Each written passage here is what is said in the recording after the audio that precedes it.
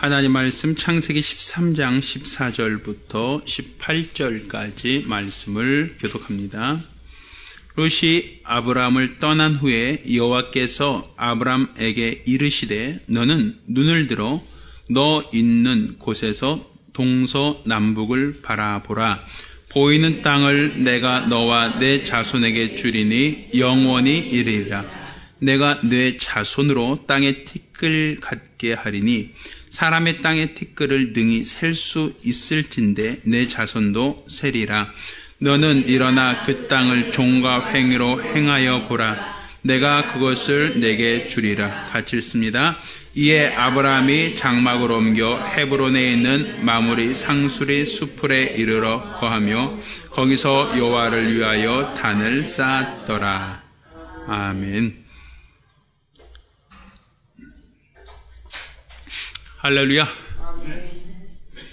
신앙은 믿음의 눈으로 볼 수 있는 사람을 믿음 있는 사람, 신앙 있는 사람이라고 얘기합니다. 똑같은 것을 보는데 믿음을 갖고 보는 사람이 있고 또 똑같은 것을 볼지라도 믿음 없이 보는 사람이 있습니다. 그러니까 믿음을 갖고 보는 사람과 믿음 없이 보는 사람, 사물은 똑같습니다. 우리 눈에 보여지는 것이 왜곡되지 않는다면 믿음이 있는 사람이나 없는 사람이나 동일한 것을 볼 수 있습니다. 동일한 사건을 볼 수 있다는 얘기입니다. 그런데 믿음을 갖고 보는 사람과 믿음을 갖지 않고 보는 사람, 그 사람은 분명 그 결과가 다르다라는 걸 성경은 우리에게 가르치고 있습니다. 우리가 읽은 이 본문 말씀 중에 우리가 좀 더 성경을 보기 원합니다. 창세기 13장 10절 한번 보겠습니다. 이에 롯이 눈을 들어 요단들을 바라본즉 소알까지 온 땅에 물이 넉넉하니 여호와께서 소돔과 고모라를 멸하시기 전이었는 고로 여호와의 동산 같고 애굽 땅과 같았더라. 이렇게 되어 있죠. 여기 보면 롯이 아브라함의 자손과 롯에 부리는 사람들이 다툼이 생겼습니다. 그때 너 어느 편을 선택할지 네가 먼저 선택하라라고 한 선택권을 줍니다. 네가 좌하면 내가 우하겠다. 네가 우하면 내가 좌하겠다라고 이와 같이 아브라함이 롯에게 제안을 하죠. 그때 그가 그냥 침 탁 튀겨서 어느 쪽으로 튈까요 하고서는 이렇게 선택된 게 아니란 말입니다. 나름대로 분석을 했다는 겁니다. 자, 어디 봅시다 하고서는 나름대로 주의 깊게 어느 편이 좋을까, 어떤 편이 더 좋은가라는 것을 눈을 들어 요단들을 바라보았다라고 성경은 그와 같이 얘기하고 있습니다. 그는 나름대로 눈을 들어서 멀리 보고 어느 쪽이 좋을까 하다가 소돔과 고모라 쪽이 물이 넉넉하고 그곳이 에덴 동산 같고 그것이 애굽 같고 그것이 먹고 살기에 풍족하다라고 본 겁니다. 그러니까 이 롯은 선택의 기로에서 어느 쪽이 좋을까라고 선택할 때 눈에 보이는 좋은 쪽, 물도 있고 사람도 살고 화려하고 좋은 쪽을 선택한 겁니다. 자, 그런데 이제 롯이 선택하고 난 다음 반대편을 아브라함이 갖게 되었죠. 오늘 본문을 보니까 하나님께서도 아브라함에게 동일한 것을 요청하십니다. 그래서 14절에 보면 롯이 아브라함을 떠난 후에 여호와께서 아브라함에게 이르시되 너는 눈을 들어 너 있는 곳에서 동서남북을 바라보라고 요구하고 있어요. 그러니까 똑같은 조금 전에 조카 롯이 먼저 보고 먼저 선택을 했는데 결국 그렇다면 롯의 입장에서 볼 때는 더 좋은 쪽을 선택했다라고 말할 수 있단 말입니다. 더 기름지고 더 물이 풍부하고 더 살기 좋은 곳을 선택하기에 좋았단 말이죠. 이제 아브라함에게도 하나님께서 자, 너 눈을 들어서 동서남북을 바라봐라. 그럼 아브라함 눈에는 롯이 본 것과 전혀 다른 게 보이겠습니까? 롯이 못 본 것이 보이겠습니까? 소돔과 고모라에 물이 많다는 것이 아브라함 눈에는 보이지 않겠습니까? 거기 문화가 발달되고 산업이 왕성하며 거기가 더 많은 사람이 살고 더 풍족하다는 것이 아브라함 눈에는 전혀 보이지 않고 아브라함 눈에는 그것이 전혀 감각이 되지 않을까요? 분명 아브라함 눈에도 롯이 본 것과 같은 내용이 보였을 겁니다. 같은 사건이죠. 그때 롯이 봤을 때 야, 이곳은 사막이고 한쪽은 물이 있습니다. 어느 쪽이 좋겠습니까? 이곳은 척박한 땅, 농사도 짓기 어려운 땅이고 한쪽은 물이 풍부하여 애굽과도 같고 또 에덴과도 같은 풍요롭고 왕성한 무역이 있는 어느 쪽이 좋다라고 하는 것은 육안으로 봤을 때 분명히 판단될 수 있단 말이죠. 그런데 하나님께서는 야, 어차피 제가 저쪽으로 갔으니까 또 그냥 여기 그냥 힘들더라도 어렵더라도 그냥 여기 살아라 이런 요구를 하신 게 아니에요. 너도 눈을 들어 봐라. 그것도 한쪽만 바라보라는 것이 아니라 동서남북 사방을 바라보아라. 그리고 내가 이 땅을 너에게 주겠다라고 말씀하세요. 그리고 내가 이 땅을 줄 때 너에게 복을 주겠다라는 약속을 겸해서 하신단 말이에요. 그러니까 아브라함의 믿음이 우리가 어디에 있는가라고 했을 때 사람 눈에 볼 때는 저기가 좋고 사람의 판단으로 봤을 때도 여기가 훨씬 더 좋다라고 하는 것이 분명히 우리가 판단될 수 있는 부분입니다. 사람이 사는 데 있어서 물 없이 살 수 없지 않습니까? 사람이 사는 데 있어서 혼자만 살 수 없잖아요. 무역도 있고 또 여기 사람도 많이 살고 도시가 있고 곡식과 모든 것이 풍족한 곳에 살고 싶지 누가 척박하고 사막과 같고 살기 어려운 그곳을 원하는 사람이 과연 어디 있겠느냐는 거예요. 그런데 분명 아브라함을 하나님이 처음 부르실 때 내가 너를 불러내어 내가 너에게 지시한 땅으로 가라 하셨단 말이에요. 그러면 하나님이 지시한 땅은 가나안 땅이라고 우리가 알고 있는데 그 가나안 땅 중에서도 소돔과 고모라처럼 물이 풍부하고 넉넉하고 풍요로운 곳이 아니라 오히려 그 반대편 사막이고 물도 부족하고 사람 살기에 아주 고달픈 곳 그게 하나님께서 아브라함에게 주시겠다라고 약속하신 땅이에요.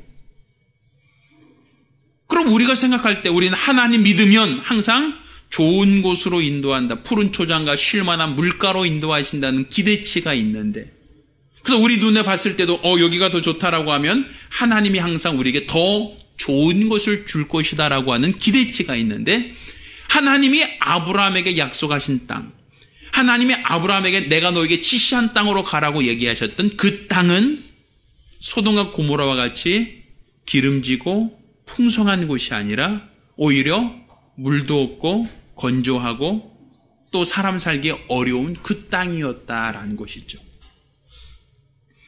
그 우리가 기대하는 것과 다르잖아요. 우리가 생각하는 것과 다르잖아요. 우리는 하나님 믿으면 분명 더 좋은 것을 준다라고 하는 기대치가 있는데 그런데 하나님이 기껏 아브라함을 인도하여 이끄신 곳은 그렇게 물이 풍부하지 않은 살기에 그렇게 넉넉하지 않은 곳으로 그곳으로 인도하신 그 연유가 무엇이겠는가?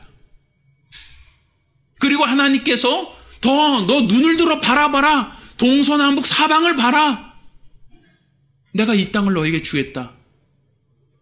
그러면 내 눈에는 분명 어디가 더 좋은데?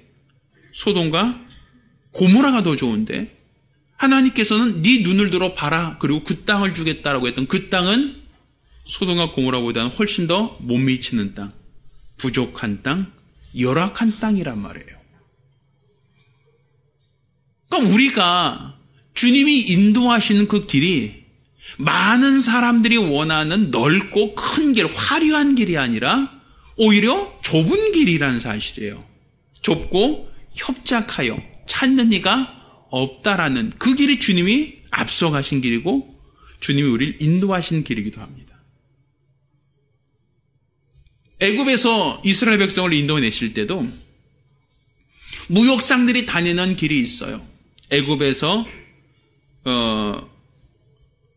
무역을 하는 사람들이 애굽에서 바벨론 쪽으로, 페르시아 쪽으로 다니는 그 길은 물이 있는 쪽으로 다닙니다. 오아시스가 있는 쪽으로 항상 사람들이 다니게 되어 있어요. 강을 따라서 간다든지. 왜? 물이 있어야 그들이 어렵지 않게 길을 다닐 수 있으니까. 또 그쪽으로 가면 굉장히 빠릅니다.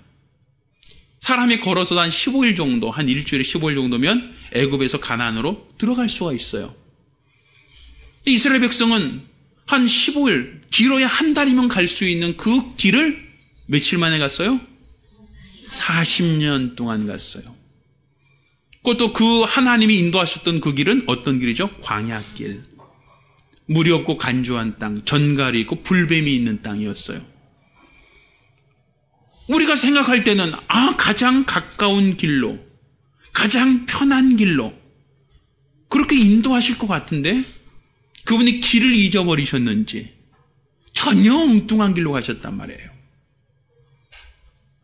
어저께 어떤 분이 그 얘기를 하시더라고요. 요즘엔 내비게이션 믿으면 안 돼. 내비게이션 믿고 가다가 낭떠러지 떨어질 수 있어. 뭐 이런 얘기를 하시는 분이 있었어요. 그러니까 내비게이션이 업그레이드 안 돼 있으면 가다가 공사장으로 인도할 수도 있거든요. 그러니까 내비게이션이 인도한다고 무조건 따라가지 말라는 그런 어떠한 우스갯소리로 하신 얘기 들었는데, 어찌하든지 간에 목적지를 가이드한다라고 우리가 알고 있잖아요. 근데 하나님이 우리를 인도하시는 길이 우리가 생각할 때 우리가 원하는, 우리가 기대하는 그 길이 아니라 오히려 우리가 생각할 때는 더 모자르고 더 부족하고 더 협착한 길, 하나님이 그와 같은 길로 인도하시고 그와 같은 길로 우리를 이끄시려고 할 때 우리가 주님을 따를 수 있겠느냐는 거예요.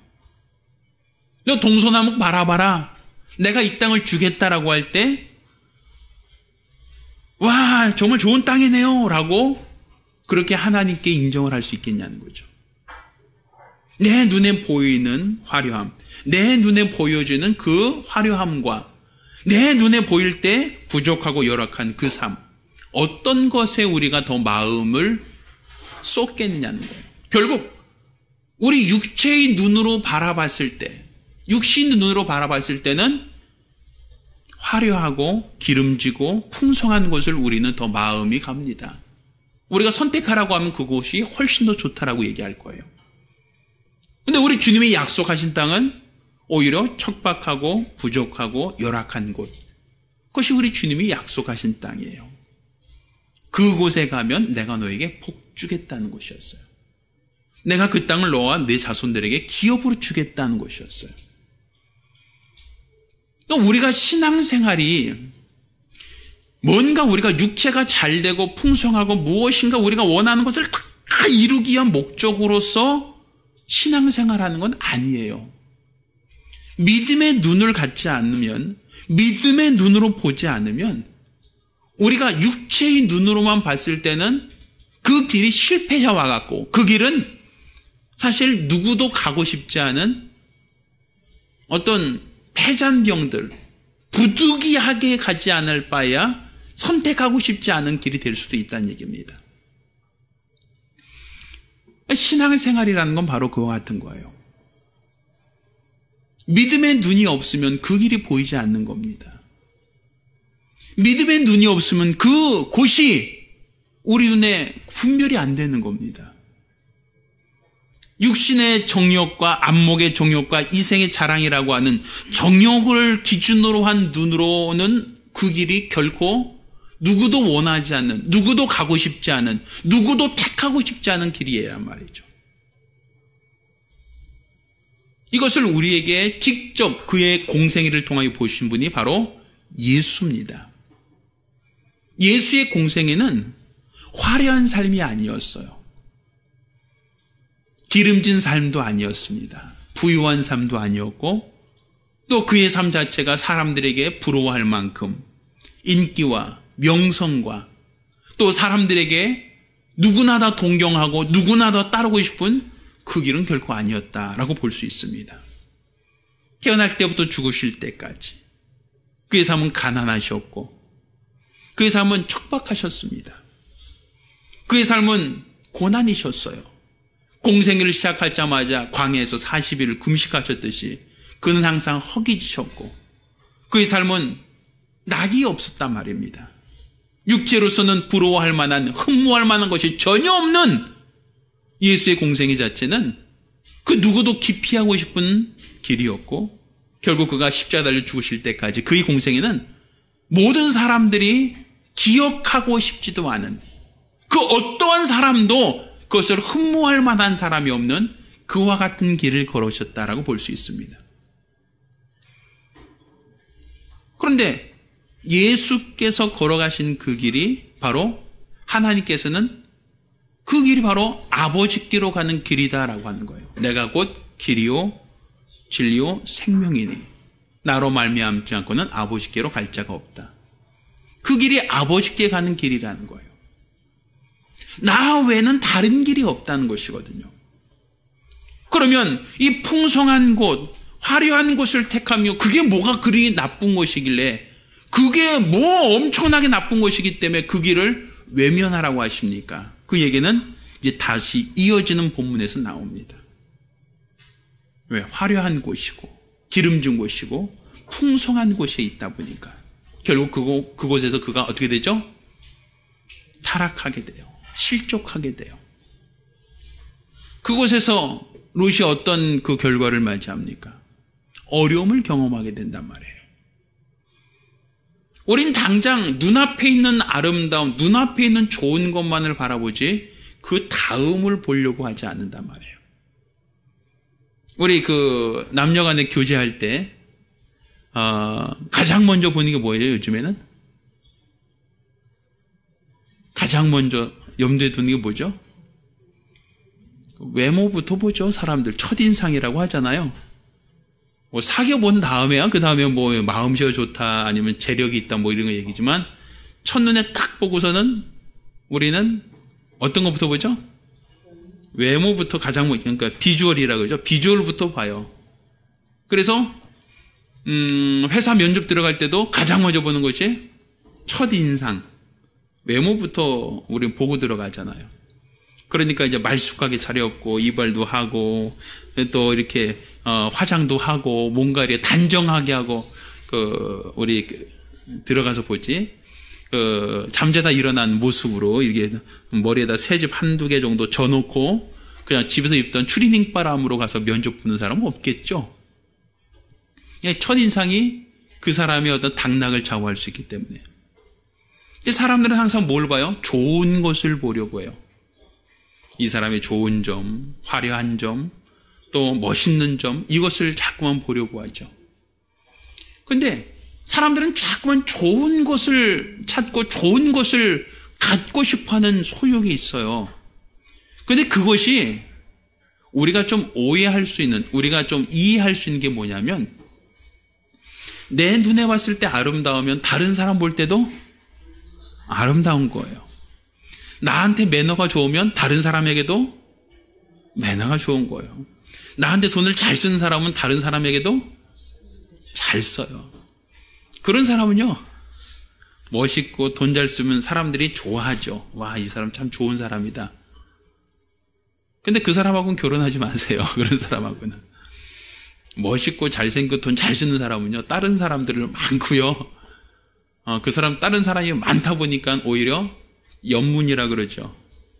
이 사람의 행실에 대해서 많은 유혹이 있게 돼요. 왜? 사람들이 좋아하니까 따르거든요. 그러니까 내 눈에 보았을 때 좋은 것만이 아니라 다른 사람들도 좋다고 쫓아다니거든요, 이 사람은. 결국 그러다 보면 결혼생활, 연애할 땐 참 좋은데 결혼생활 할 때는 부부싸움이나 다툼의 여지가 굉장히 커지는 거예요. 남들 볼 때 좋은 것은 내 눈에도 좋게 보여요. 그런데 내 눈에만 좋게 보이면 참 좋은데 그렇지 않다 보니까 사람들 모두가 대시를 하게 되죠. 사람들 모두가 좋으니까 취하려고 한단 말이에요. 우리는 육체의 기준에서의 눈이 아니라 믿음의 눈으로 볼 수 있는 그러한 신앙의 수준을 가져야 됩니다. 우리 주님처럼 세상에서 육체가 편안하고 안락한 삶만 그것을 원하는 기준이 아니라 똑같이 눈으로 바라보고 똑같은 눈으로 동서남북을 바라보는데 주님은 그 땅이 내가 너에게 준 땅이다라는 것이었어요. 주님은 내가 그 땅을 너와 내 자손에게 주겠다는 것이었어요. 내가 그 땅과 더불어서 복을 겸하여 주겠다는 것이었어요. 또 그리스도인의 삶이 때로는 어려울 수도 있고 때로는 힘들 수도 있고 사람들이 봤을 때는 부럽지 않을 만큼 척박할 수 있어요. 그렇다고 하여 불평하지 마십시오. 이 길이 주님이 원하시는 길이고 주님이 원하시는 길로 가고 있다라고 한다면 그 길에는 하나님이 약속하신 복이 있기 때문입니다. 부족하고 열악하고 연약해 보이지만 그것이 나의 불평, 나의 원망거리가 아니라 믿음의 눈으로 바라보신다면 그것이 하나님 내게 준 기업이고 하나님이 내게 허락하신 기업이라는 그 믿음이 있다면 우린 거기에 하나님의 약속, 복을 약속하신 하나님의 약속을 볼 수 있는 눈이 있어야 된단 말이에요. 화려한 것, 아름다운 것, 이것은 지나가는 겁니다. 영원하지 않습니다. 그렇지만 하나님의 약속은 영원하다는 사실을 기억하셔야 됩니다. 우리가 눈으로 볼 때 아름답고 화려하고 부유하여 사람들이 좋아하지만 물질이라는 것도 영원하지 않습니다. 아름다움도 영원하지 않습니다. 우리가 가진 명예 권력도 영원한 것이 아닙니다. 스타로서 이름을 알리던 사람이 어떤 구설수에 한번 휘말리거나 음주운전했다라고 하는 기사 뜨면 그 사람은 그 인기가 곤두박질하는 경우가 있지 않습니까? 많은 사람들이 추앙하고 많은 사람이 부러워하다가 한순간에 그 사람이 몰락되는 것을 우리가 볼 수 있지 않습니까?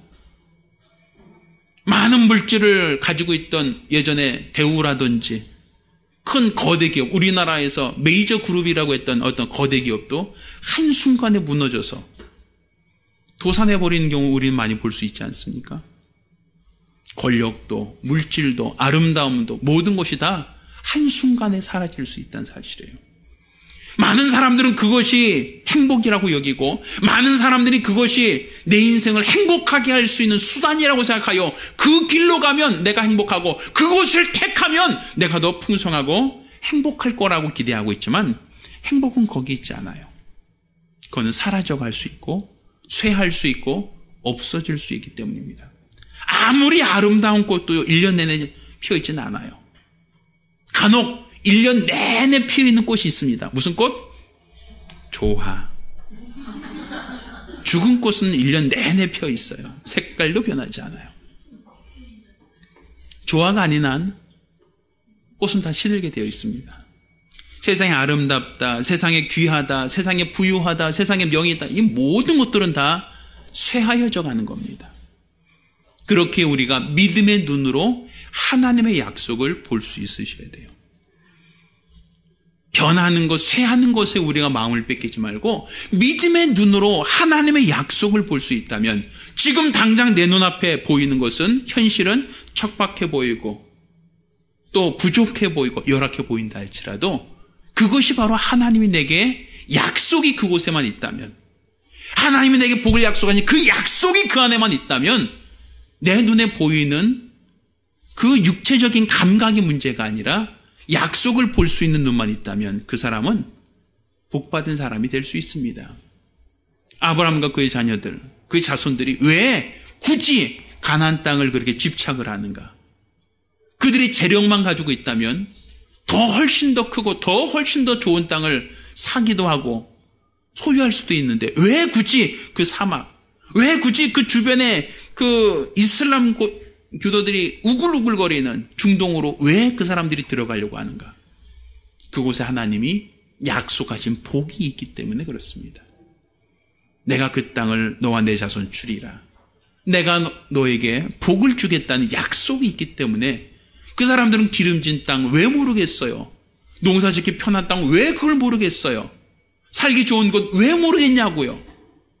그렇지만 하나님의 약속이 없는 부유함은, 하나님의 약속이 없는 풍성함은, 하나님의 약속과 무관한 부유함은 롯의 겨우와 같이 결국 그 길이 패망의 길이고 결국 그것이 자기를 망가뜨리는 이유가 될 수 있다는 거죠. 예전에 보니까 곤충을 잡아먹는 꽃이라는 얘기를 들었어요. 곤충을 잡아먹는 꽃이 있대요.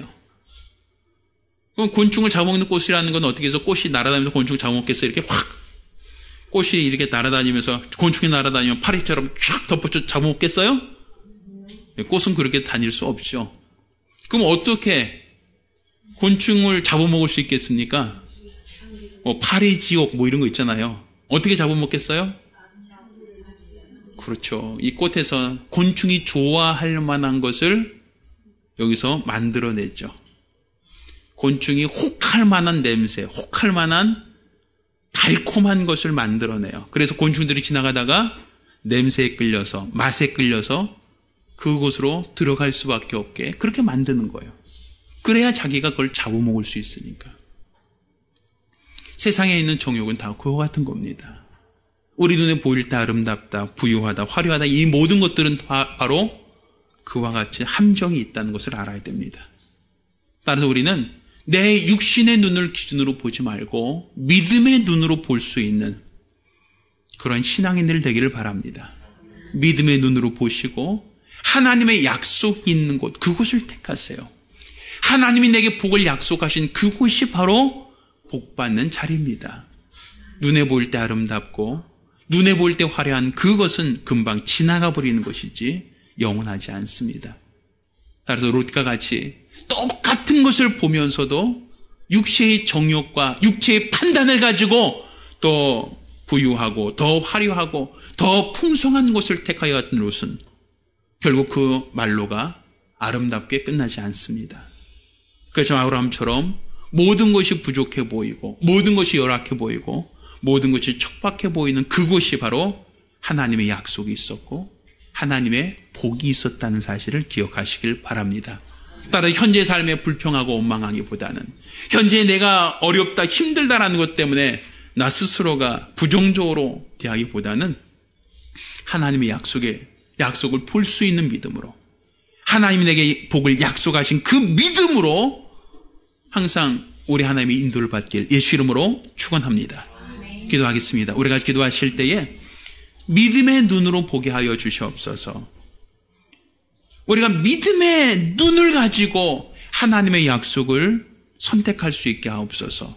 육체의 정욕과 육체의 안목과 육체의 어떤 소욕을 쫓아서 생각하고 그것을 따라서 판단하고 그것을 따라간다면 우리는 실상 망가질 수밖에 없습니다. 믿음의 눈으로 보고 판단하고 결정할 수 있게 해달라고. 주여 나를 주장하사 주님의 약속을 볼 수 있도록 주님의 인도함을 볼 수 있도록 내게 믿음을 더하여 주시옵소서. 간절히 사모하며 기도합니다.